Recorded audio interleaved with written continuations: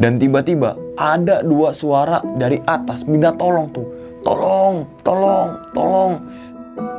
Di sini Daylight ini seperti ngelirik ke arah atas dan seperti ngelambain tangan tuh. Bawa saya ke atas. Bawa saya ke atas.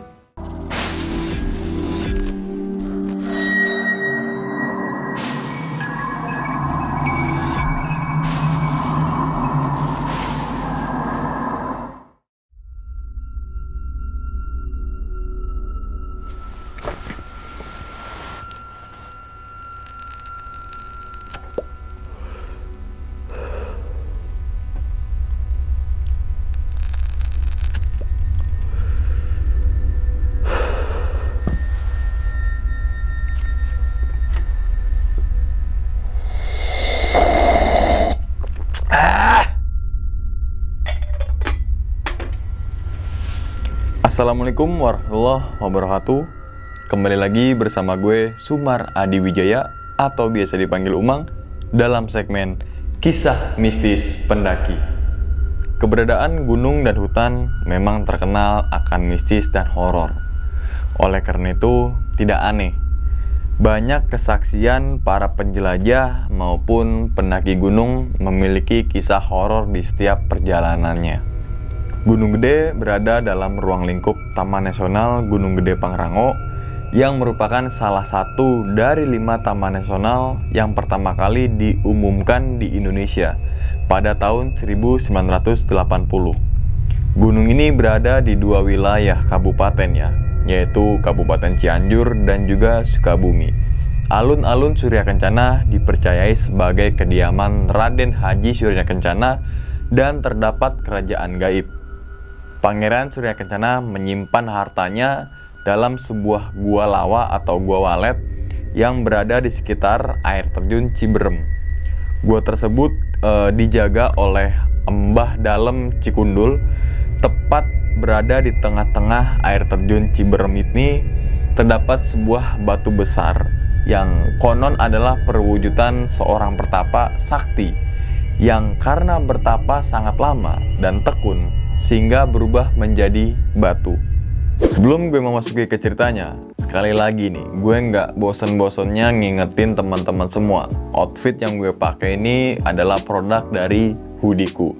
Dan Hoodieku ini adalah produk lokal asli Indonesia. Dan outfit yang gue pakai yang seperti crowneck ini tersedia beberapa warna nih teman-teman semua. Nggak cuma abu-abu aja gitu. Dan gimana sih cara buat dapetin semua produk dari Hoodieku ini? Teman-teman semua bisa langsung mengunjungi marketplace yang tersedia seperti Tokopedia, Shopee, Lazada, dan juga Instagramnya Hoodieku. Jadi tunggu apa lagi nih? Kalau pengen tampil lebih keren, ya nggak salah, Hoodieku aja. Kita langsung masuk aja ke dalam ceritanya. Pada video kali ini atau pada kesempatan kali ini, gue akan membawakan sebuah cerita dari Mange ketika melakukan pendakian ke Gunung Gede. Dan Mange ini merupakan salah satu kru dari YouTube Besok Pagi Channel. Pada saat itu, Mange ini melakukan pendakian ke Gunung Gede ditemani oleh satu rekannya yang bernama Galang. Jadi dalam pendakian tersebut, Mange ini hanya berjumlah 2 orang aja nih. Yang tadi Mange dan juga si Galang. Singkat cerita, Mange ini mulai pergerakan dari lokasinya di Bintaro menuju ke Sawangan dulu nih. Untuk apa sih? Untuk ngejemput temannya itu yang bernama si Galang. Singkat cerita, di jam 3 pagi itu mereka sampailah di base camp Putri nih. Nah, sesampainya di base camp Putri ini, si Mange dan juga Galang ini seperti biasa ngobrol-ngobrol terlebih dahulu tuh sama pendaki-pendaki yang entah itu baru turun ataupun baru mau naik gunung gitu. Tak terasa waktu sudah menunjukkan di jam 5 pagi nih. Dan di sini kan si Mange dan juga Galang belum tidur lah. Saat itu jam 5 pagi itu Galang dan juga Mange memutuskan untuk istirahat sejenak gitu kan. Sampai akhirnya di jam 8 pagi itu Mange dan juga Galang ini terbangun. Dan ketika terbangun itu, Mange langsung turun mengarah dekat Pelang Surya Kencana Di situ kan banyak warung-warung yang menjual beberapa logistik lah saat itu. Nah, si Mange ini bagi tugas saat itu Mange turun ke arah warung-warung itu untuk membeli logistik. Sedangkan si Galang ini untuk packing tuh. Setelah membeli logistik ini, Mange balik lagi ya ke base camp tuh dan menemui si Galang. Dan ketika baru saja mau melakukan pendakian, di situ hujan itu turun dengan derasnya. Di sini Mange dan juga Galang nggak ngambil resiko, atau bisa dikatakan nggak memaksakan kehendak lah. Dan di sini Mange memutuskan untuk tunggu aja sampai hujannya agak sedikit berhenti. 1 jam lamanya gitu kan mereka menunggu, 2 jam lamanya, 3 jam lamanya, sampai akhirnya hujan ini reda dan cuaca itu kembali cerah tuh. Dan segera mungkin Mange dan juga Galang ini melakukan atau mulai pergerakan ya di jam setengah 1 siang itu. Berarti Galang dan juga Mange ini harus terlebih dahulu mengurusi Maxi ya. Dan kebetulan saat itu Mange dan juga Galang ini sudah membooking online dan hanya mereservasi aja tuh. Sampai akhirnya sampailah di pos Maxi itu di GPO ya. Mereka perizinan dan sampai akhirnya di jam 12:45 mereka ini mulai pergerakan menuju ke atas. Trek yang pertama dilewatin itu berupa ladang-ladang penduduk, perkebunan, entah itu daun bawang, entah itu wortel, entah itu kol gitu kan. Sampai akhirnya melewati resort gitu kan, bukan resort ya, tapi pos polisi hutan, dan langsunglah masuk ke dalam hutan ya di pos Tanah Merah tuh. Sesampainya di pos Tanah Merah atau sesampainya di pos Bayangan itu, si Mange dan juga Galang ini nggak memutuskan untuk istirahat tuh. Tapi mereka melanjutkan perjalanan kembali, melanjutkan pergerakan kembali menuju ke pos 1. Yang nantinya di pos 1 ini mereka berhenti untuk beristirahat. Singkat cerita, sampailah di pos 1 itu di jam setengah 2 siang. Di sini memutuskan untuk beristirahat serta makan siang terlebih dahulu tuh. Si Mange ngeluarin nasi yang sudah mereka beli di bawah itu yang di warung logistik itu. Dan sampai akhirnya di pos 1 itu mereka makan berdua gitu kan. Singkat cerita makan itu udah kelar gitu ya, dan tiba-tiba aja ada 5 pendaki yang baru sampai di pos 1 tuh. 5 pendakinya ini 2 cewek dan juga 3 cowok. Di sini seperti biasa ya, layaknya kita baru ketemu pendaki lain atau rombongan lain, saling tegur sapa ya. Dari mana mas? Istirahat dulu lah, makan dulu lah, ngopi dulu lah gitu kan. Sampai akhirnya 5 pendaki ini menyodorkan tangannya dan untuk berkenalan tuh. Sebut saja satu cewek ini ya bernama si Dela. Dan gak lama kemudian si Dela ini kebelet kencing ya di pos 1 itu dan memutuskan untuk melipir atau keluar jalur gitu kan. Sampai akhirnya pipis itu udah selesai, dan saat itu Dela ini ngomong atau memberitahu teman cowoknya nih, "Bang, gue mens." Saat ini 3 rekan cowoknya itu bingung apakah ini lanjut atau gimana ya, karena pada saat itu Dela merupakan atau bisa dikatakan hari mens pertama itu. Biasanya yang kita ketahui atau mungkin kaum perempuan gitu kan, mens di hari pertama itu biasanya lagi deres-deresnya. Di sini si Dela disaranin ya sama si Mange bahwa mendingan turun aja mbak, mumpung masih di pos 1. Toh misalkan mau lanjut pendakian gitu kan, bekas daripada pembalut itu jangan dibuang sembarangan, dan pastikan pembalut itu dibawa turun kembali. Nah, di sini 5 rekan atau 5 pendaki ini ya saling berdiskusi gitu. Apakah ini lanjut atau tidak? Nah, karena ada 1 orang cowok ini bisa dikatakan keras kepala gitu, mengatakan bahwa ya udah lanjut aja. Yang penting nanti pembalutnya jangan dibuang sembarangan. Saat mau pergerakan dari pos 1 menuju ke pos 2, tiba-tiba itu gerimis dan otomatis nih ya, pendakiannya Mange dan juga 5 pendaki itu tertahan nih. Sampai akhirnya di jam 3 itu gerimis sudah berhenti gitu kan, dan Mange ini memutuskan untuk terlebih dahulu menuju ke pos 2. Jadi ketika dari pos 1 menuju ke pos 2 itu, Mange dan juga Gilang tidak berbarengan dengan 5 pendaki itu. Singkat cerita saja, sampailah di pos 2 itu sekitar jam 4 sore lah. Di sini kondisi juga sama, di pos 2 ini juga digunakan oleh Mange ya untuk ngopi-ngopi segelas lah gitu, dan juga rokok sebatang 2 batang nih. Sampai akhirnya gerimis itu datang kembali gitu kan, dan di sini si Mange memutuskan untuk yuk lanjut aja, toh kita kan bawa jas hujan gitu. Kalau kita nunggu gerimis mulu, bisa jadi kita sampai di alun-alun Surya Kencana itu bener-bener tengah malam tuh. Nah saat itu juga Mange ini pergerakannya bersama Galang menuju ke pos 3 nih. Dan singkat cerita saja teman-teman semua ya, sampainya di pos 3 itu sekitar jam setengah 7 malam tuh. Atau bisa dikatakan memasuki waktu maghrib saat itu ya. Di sini di pos 3 ini nuansanya itu dingin ya. Siang atau sore aja tuh nuansa di pos 3 ini benar-benar dingin gitu. Apalagi di jam setengah 7 itu ya. Di sini memutuskan Mange dan juga Galang memutuskan untuk sholat maghrib terlebih dahulu ya. Setelah sholat mereka kembali lagi ke pos 3 itu, dan gak lama kemudian datanglah 5 pendaki yang mens itu. Bukan 5 pendaki, tapi salah satu dari 5 pendaki itu mengalami mens yang bernama yang tadi ya, si Dela. Di pos 3 ini si Galang dan juga si Mange mengajak 5 pendaki itu untuk istirahat terlebih dahulu. Karena kenapa? Karena yang bernama Dela itu bisa dikatakan kakinya sakit. Dilihat dari pergerakan si Dela tuh. Sampai akhirnya 5 pendaki ini memutuskan untuk lanjut perjalanannya, dan Mange ini masih tetap stay di pos 3 gitu kan. Dan tiba-tiba ada 2 suara cowok pendaki dari atas minta tolong tuh. Tolong. Sampai akhirnya menemui si Mange dan juga si Galang tuh. Dan 2 pendaki cowok ini bilang, "Bang, tolongin gue bang, tolongin gue. Teman gue bang, yang tadi bang, yang Dela bang, pingsan bang di atas bang, pingsan bang." Dan di sini si Galang langsung memutuskan untuk naik ke atas gitu kan. Akan tetapi 2 pendaki yang minta tolong ini tetap stay bersama si Mange tuh. Dia nggak barengin si Galang. Karena kenapa? Karena Galang juga kan nggak tahu posisinya itu letaknya di mana gitu. Dan kenapa 2 pendaki cowok ini nggak memutuskan untuk ikutan ke atas gitu.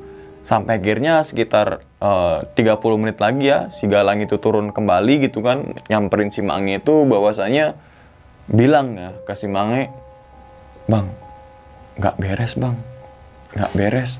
Nah, sampai akhirnya si Mange dan juga si Galang bersama 2 pendaki cowok itu memutuskan untuk ke atas semua tuh. Jadi mereka dari pos 3 menuju ke titik entah itu di mana, mereka langsung berempat tuh naik ke atas.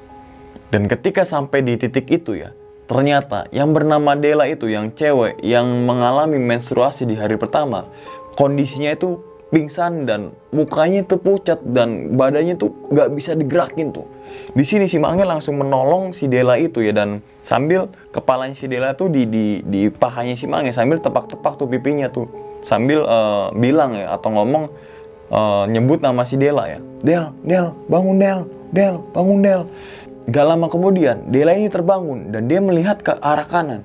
Nah, di situ ada noni Belanda yang lagi ngeliatin si Dela tuh. Saat itu Dela ini langsung ngejerit histeris. Bener-bener histeris, bahwasannya di situ tuh ada sosok yang lagi ngeliatin dia tuh.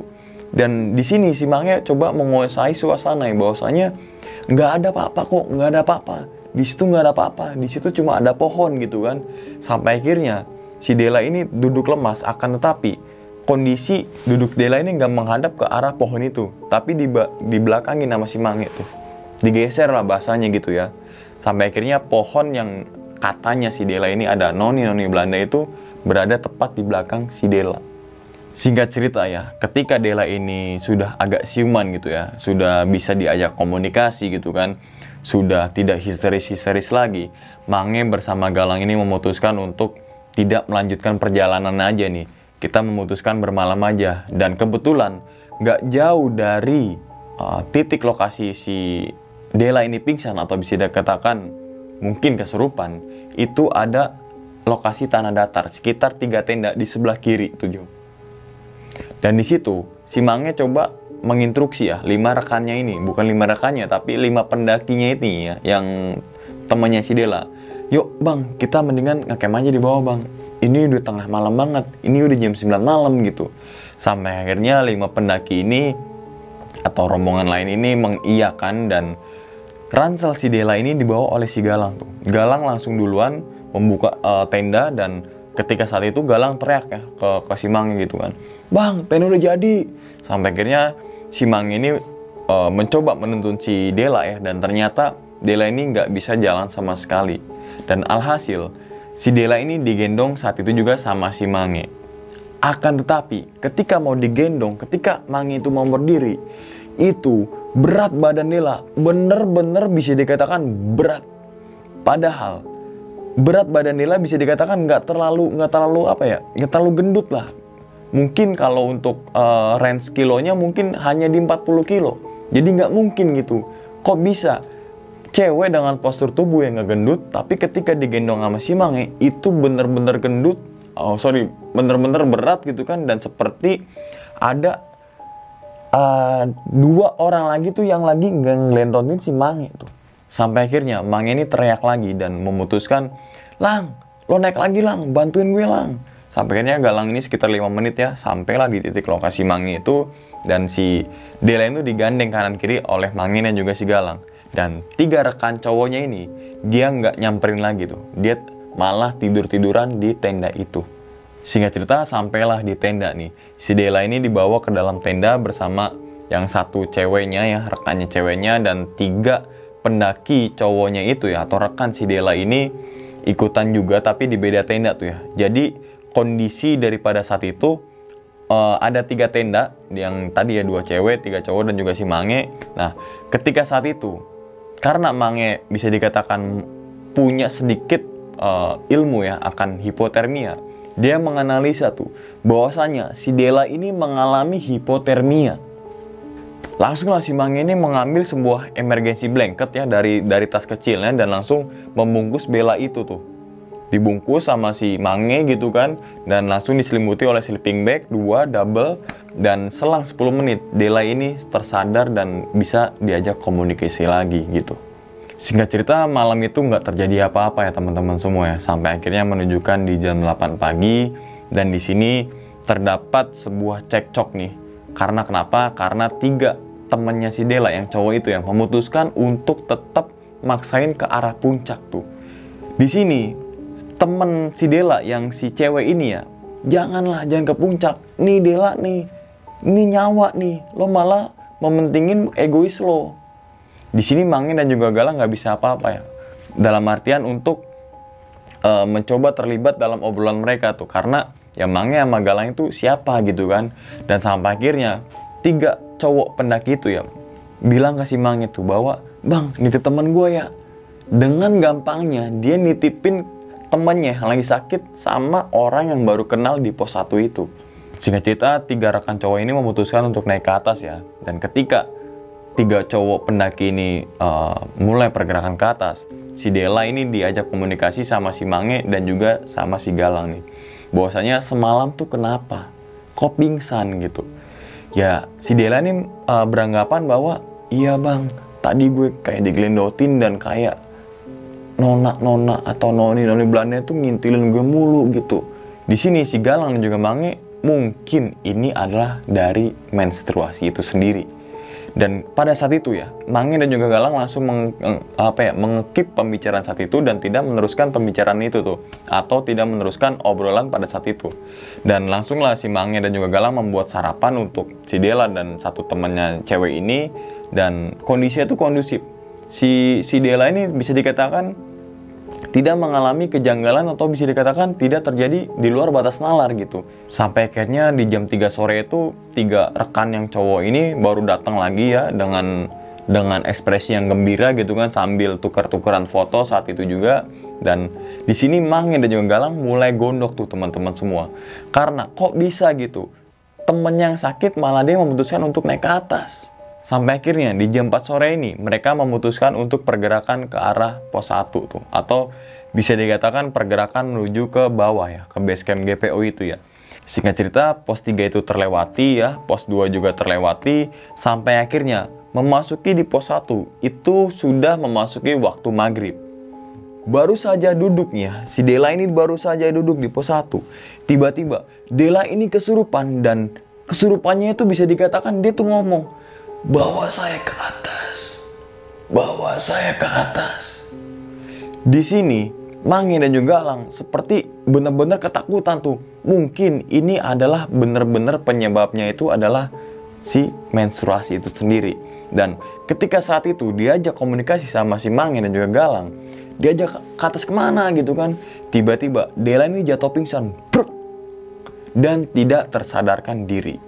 Sekitar 1 jam lamanya Dela ini tersadar ya teman-teman semua, dan bisa diajak komunikasi lagi bersama si Mange dan juga Galang gitu kan. Sampai akhirnya di jam setengah 8 ini memutuskan untuk pergerakan turun kembali dari pos 1 menuju ke GPO itu sendiri. Tapi kan sebelum menuju ke GPO itu, mereka harus melewati pos Tanah Merah itu tuh. Nah, sesampainya di pos Tanah Merah itu waktu menunjukkan di jam 9 malam. Nah, di sini Dela ini seperti ngelirik ke arah atas dan seperti ngelambain tangan tuh. Di sini juga Mange langsung nepuk pundaknya Dela, "Del," gitu kan. Dan Dela ini kaget gitu. Dan sampai akhirnya 3 cowok temannya ini bener-bener layaknya bingung gitu. Sampai akhirnya si Galang mempunyai inisiatif untuk menelpon pihak base camp. Dan ternyata sinyal itu sudah dapat ya di pos Tanah Merah ini ya, sebelum keluar batas vegetasi itu ya. Dan ditelepon lah pihak base camp itu, "Bang, tolong bang, dijemput dengan motor gitu di dekat-dekat jembatan gitu." Sampai akhirnya 20 menit itu berlalu dan rombongan si Dela, Mange dan juga Galang ini dikit-dikit turun dan dia bertemu di jembatan itu. Ternyata sudah ada satu ranger dengan menggunakan sepeda motor menungguin tuh.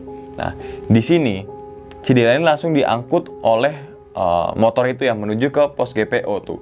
Singkat cerita, Mange, Galang bersama 4 pendaki itu sampailah di pos GPO. Di sini Mange mengatakan bahwa kepada pihak base camp Simaksi ya, "Bang, tolong bang, lo tahan dulu tuh 3 rekan yang cowoknya itu tuh. Dia asal ninggalin temennya sendiri tuh, cewek lagi." Dan saat itu juga karena Mange mulai kesal dan juga gilang ya, dia langsung turun ke arah base camp yang pertama kali dia tidur tuh kemarin malam itu ya. Entah apa pembicaraan apa ya terhadap 3 pendaki cowok itu terhadap pihak base camp ini. Karena di sini juga kan tadi ya Mange ini sudah melakukan turun terlebih dahulu ke warung gitu kan. Sampai akhirnya sedikit-sedikit bebersih badan, dan tepat di jam 1 malam itu Mange dan juga Galang meninggalkan area base camp Putri atau meninggalkan Gunung Putri itu menuju ke Bintaro. Dan sampai akhirnya sesampainya di rumah, Mange ini alhamdulillah bersama Galangnya tidak mengalami hal-hal apapun itu. Nah, itu aja teman-teman semua pengalaman dari si Mange ya, salah satu kru dari Besok Pagi Channel ya, ketika melakukan pendakian ke Gunung Gede bersama satu rekannya yang bernama Galang melalui jalur Putri. Apa sih yang bisa kita ambil nih hikmahnya dari pendakiannya si Mange dan juga si Galang? Yang pertama, oke, si Dela ya, kita bahas Dela terlebih dahulu deh. Dela ini mengalami menstruasi di hari pertama. Yang kita ketahui gitu, hari pertama ini biasanya kadar daripada darah ini sedang apa ya, sedang lagi gencer-gencernya lah saat itu. Nah, mungkin kalau kita apa ya, percaya dengan hal seperti itu kan, bahwasanya setan-setan atau hal-hal gaib itu suka dengan darah menstruasi. Tapi secara kesehatan ya, perempuan yang sedang mengalami menstruasi itu keadaan kondisinya dia tuh lagi lemah. Nah, di sini saling berkesinambungan nih teman-teman semua. Ketika kondisinya lagi lemah gitu kan, apalagi ditambah dengan trek pendakian, ditambah lagi kondisinya malam, mungkin tingkat halusinasi daripada si Dela itu makin tinggi tuh. Nah, jadi jangan sedikit-sedikit dikaitkan dengan mistis gitu kan, jangan sedikit-sedikit dikaitkan dengan gaib gitu kan, tapi cobalah berpikir dengan akal dan juga logika. Dan poin yang kedua adalah kerjasama tim dari rombongan si Dela ini sendiri ya. Ternyata 3 rekan cowoknya ini malah nggak peduli gitu terhadap Dela yang bisa dikatakan saat itu mengalami sakit. Nah, dan apalagi kan itu si Dela ini sudah apa ya, merasakan gejala hipotermia gitu kan. Untungnya si Mange ini membawa sebuah emergency blanket dan sedikit mengetahui gitu cara penanganan hipotermia itu sendiri. Dan ketiga adalah jiwa kepedulian ya. Walaupun teman-teman semua nggak kenal gitu ya, ketika melakukan pendakian gunung, terus teman-teman semua melihat ada salah satu rombongan lain lagi sakit, tolonglah mereka sebisa kita mungkin nih, sebisa kita ya. Apapun misalkan dikasih apa kayak, kasih apa kayak. Nah, cobalah rasa kepedulian itu coba teman-teman semua tingkatkan, dan nggak cuma hanya pendakian aja, di kehidupan di kota pun sama gitu. Jiwa kepedulian itu harus melekat erat di hati kita dan di pikiran kita sampai akhirnya kita mengeksekusi itu jiwa kepeduliannya dengan aksi gitu. Mungkin di sini aja teman-teman semua ya pada cerita kali ini ya, mungkin tidak terlalu seram tapi hikmahnya bisa diambil gitu kan. Dan sekian aja dulu pada video kali ini, nantikan video-video gue berikutnya. Hal gaib itu muncul ketika sugesti kita buruk. Wassalamualaikum warahmatullahi wabarakatuh. Selamat beristirahat.